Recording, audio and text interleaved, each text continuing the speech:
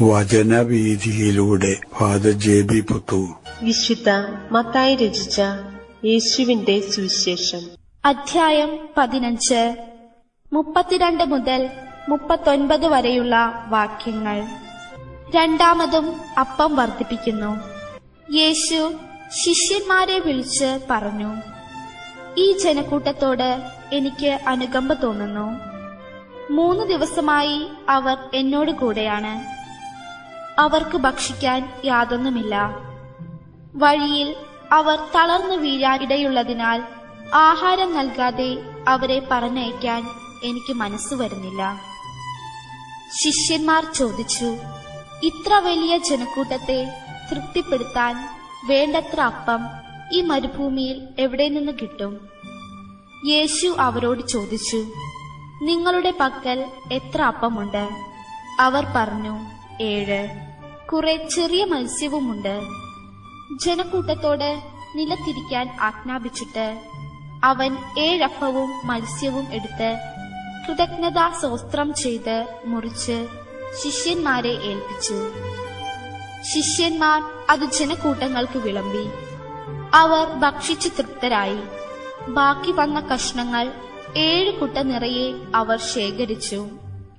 ഭക്ഷിച്ചവർ സ്ത്രീകളും കുട്ടികളും ഒഴികെ 4000 പുരുഷന്മാരായിരുന്നു. ജനക്കൂട്ടത്തെ പറഞ്ഞയച്ചിട്ട് അവൻ വഞ്ചിയിൽ കയറി മഗദാൻ പ്രദേശത്തേക്ക് പോയി. യേശുവിന്റെ പ്രവർത്തന ശൈലികളുടെ പ്രത്യേകതകൾ. യേശു സുഖപ്പെടുത്തിയ മുടന്തരും ബധിരരും മൂകരും അന്ധരുമായിട്ടുള്ള ആളുകൾ അവരുടെ സന്തോഷം മറനീക്കി യേശുവിനോടൊത്ത് പങ്കുവയ്ക്കുകയാണ്. സുഖമാക്കപ്പെട്ട അവരുടെ ബന്ധുക്കളും സ്നേഹിതരും കുടുംബാംഗങ്ങളും കൂടി ചേർന്നപ്പോ അതൊരു വലിയ ആഘോഷത്തിന്റെ പങ്കുവെപ്പായി തീർന്നു.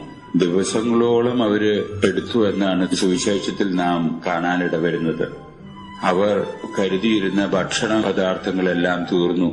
അവർ വളരെ ക്ഷീണിതരാണെന്ന് യേശു നിരീക്ഷിച്ചു. ആ അവസരത്തിൽ യേശുവിന്റെ ഹൃദയം അസ്വസ്ഥമാകുന്ന പോലെ അനുഭവപ്പെടുന്നു. അവർക്ക് ഭക്ഷിക്കാൻ കൊടുക്കണം. ഇത്ര വലിയൊരു ജനാവലിക്ക് ഭക്ഷിക്കാനായിട്ട് എന്തു കൊടുക്കും ഇവിടെ എന്നുള്ളതായി ശിഷ്യന്മാരുടേതായിട്ടുള്ള ചിന്ത. യേശുവിനാണെങ്കിൽ 3 ദിവസത്തോളം തന്റെ കൂടെ ആയിരുന്ന ആ ജനങ്ങൾക്ക് ഭക്ഷണം കൊടുക്കാതെ അവരെ വീടുകളിലേക്ക് പറഞ്ഞയക്കാനുള്ള മനസ്സ് വരുന്നില്ല എന്ന് തുറന്നു പറയുന്നു യേശു. യേശു ആ അവസരത്തിലാണ് ഒരു അത്ഭുതം തന്നെ പ്രവർത്തിച്ച് ആ വലിയ ജനക്കൂട്ടത്തിന് തന്നോടൊത്ത് തങ്ങളുടേതായിട്ടുള്ള സന്തോഷം കൃത്യമായ രീതിയിൽ പങ്കുവയ്ക്കാനിടവന്ന ആ പാവപ്പെട്ട ജനതയ്ക്ക് ഭക്ഷണം കൊടുക്കാൻ തീരുമാനിക്കുകയാണ്. ജനങ്ങളെ സംബന്ധിച്ച് പ്രത്യേകിച്ചൊരു അസ്വസ്ഥത അവർ പ്രകടിപ്പിക്കുന്നതായിട്ട് നാം കാണുന്നില്ല. കാരണം അവരിൽ പലരും കേട്ടുകാണും, ഇതിനു മുമ്പ് 5 അപ്പം വർദ്ധിപ്പിച്ച് 5000-ൽ-ഏറെ പുരുഷന്മാർക്കും അവരോട് കൂടിയുള്ള സ്ത്രീജനങ്ങൾക്കും യേശു സമൃദ്ധമായ ഭക്ഷണം കൊടുത്തു എന്നുള്ളത് ഒരുപക്ഷെ ഇവരിൽ പലരും കേട്ടുകാണും. എന്തോ യേശു ഒരു തീരുമാനത്തിലെത്തുന്നു. യേശു ചോദിക്കുന്നു, നിങ്ങളുടെ കൈവശം എന്തുണ്ട്?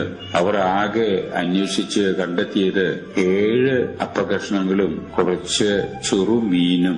ഇത്രയേ ഉള്ളൂ അവരുടെ കൈവശം. യേശു അത് തന്റെ അടുത്തേക്ക് കൊണ്ടുവരാൻ വേണ്ടി നിർദ്ദേശിക്കുന്നു. അവ എടുത്ത് തന്റെ പിതാവിനോട് യേശു ബന്ധപ്പെടുന്നു. അങ്ങനെ യേശു പ്രാർത്ഥനാപൂർവം ആ ഭക്ഷണ പദാർത്ഥങ്ങളെ ആശീർവദിക്കുന്നു. അത് ശിഷ്യന്മാരെ ഏൽപ്പിച്ചുകൊണ്ട് പറയുന്നു, നിങ്ങൾ ആ ജനങ്ങളെ കൂട്ടം കൂട്ടമായി ഇരുത്തി അവർക്കിത് വിളമ്പുവിൻ. ശിഷ്യന്മാർ വിളമ്പി ഭക്ഷണം എല്ലാവർക്കും തികയത്തക്ക വിധത്തിലും എല്ലാവരും ഭക്ഷിച്ചിട്ടും ബാക്കി വരത്തക്ക വിധത്തിലും ഭക്ഷണം പെരുകി. ഭക്ഷിച്ചവരുടെ എണ്ണം 4000-ഓളം പുരുഷന്മാർ തന്നെ ഉണ്ടായിരുന്നുവെന്ന് ദൃക്സാക്ഷി കൂടെയായ മത്തായി നമ്മോടായിട്ട് പറഞ്ഞു തരുന്നു. അത്ര കണ്ടെങ്കിലും സ്ത്രീകളും കുട്ടികളും അടക്കം സന്നിഹിതരായി കാണണം. അങ്ങനെ വരുമ്പോൾ അത് വലിയ ജനക്കൂട്ടമായി കാണും. അവർ ഭക്ഷണം തൃപ്തിപൂർവ്വം കഴിച്ച് യേശു അവരെ സ്വന്തം ഭവനങ്ങളിലേക്ക് വളരെ സന്തോഷത്തോടു കൂടി പറഞ്ഞയക്കുകയാണ്. അങ്ങനെ പറഞ്ഞയച്ചതിനു ശേഷം യേശു തന്റെ ശിഷ്യന്മാരുമൊത്ത് തന്റെ പതിവുള്ള സഞ്ചാര പ്രയാണം ആരംഭിക്കുന്നു. മഗ്ദാൻ പ്രദേശത്തേക്കാണ് യേശു അവിടെ നിന്ന് നേരിട്ട് പോയതെന്ന് മത്തായി നമ്മോട് പറഞ്ഞു തരുന്നുണ്ട് ഇന്നത്തെ സുവിശേഷത്തിൽ. യേശുവിന്റെ ഹൃദയത്തിന്റെ അതിന്റെ തനിമ, മനുഷ്യന്റെ യഥാർത്ഥ ആവശ്യങ്ങൾ കാണുമ്പോൾ തരളിതമാകുന്ന ഒരു ഹൃദയം, ആർജവത്വമുള്ള ഒരു ഹൃദയം, മനുഷ്യന്റെ ആവശ്യങ്ങള്, മനുഷ്യന്റെ വിഷമങ്ങൾ മനസ്സിലാക്കാൻ സാധിക്കുന്ന ഒരു ഹൃദയം, ആ ഹൃദയത്തിന്റെ കരുണാർദ്രമായ സ്നേഹമാണ് ആ സമൂഹം അവിടെ വെച്ച് അനുഭവിക്കാനിട വന്നത്.